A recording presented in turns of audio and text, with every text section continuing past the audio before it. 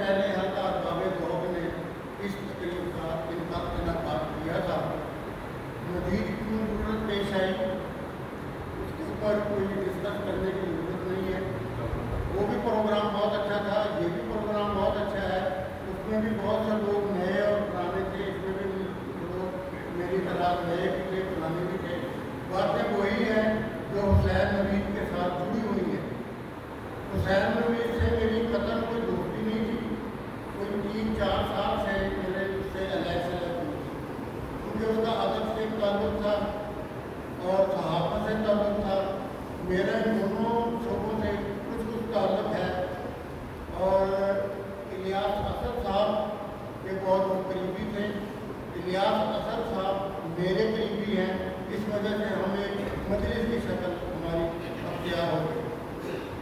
حسین نوید کو میں 3 شعبوں سے 3 حوالوں سے یاد کرتا ہوں۔ ایک حوالہ ان کا مزدور محاذ کا ہے، بڑی سخت زندگی ہے، بڑی محنت کا کام ہے، انتہائی مخلصانہ رستہ ہے یہ، اور 1964 سے میرا خیال یہ رسالہ منسوخ کراچی سے چل رہا ہے۔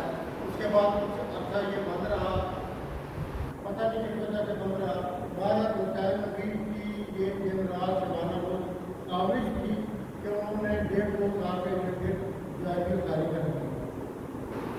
کوئی رسالہ نکالنا بنجر زمین میں کاشت کرنے کے مترادف ہوتا ہے۔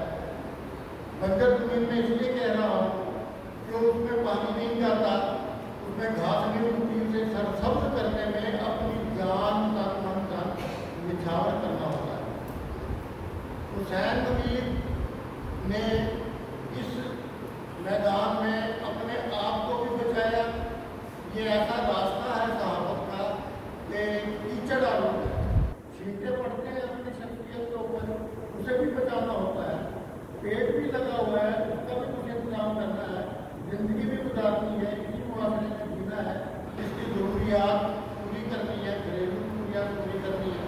اپنے دامن کو بچاتے ہوئے، اپنی عزت کو بچاتے ہوئے، اپنی ضمیر کا سودا نہ کرتے ہوئے اس میدان میں چلنا ہوتا ہے، اور حسین نوید نے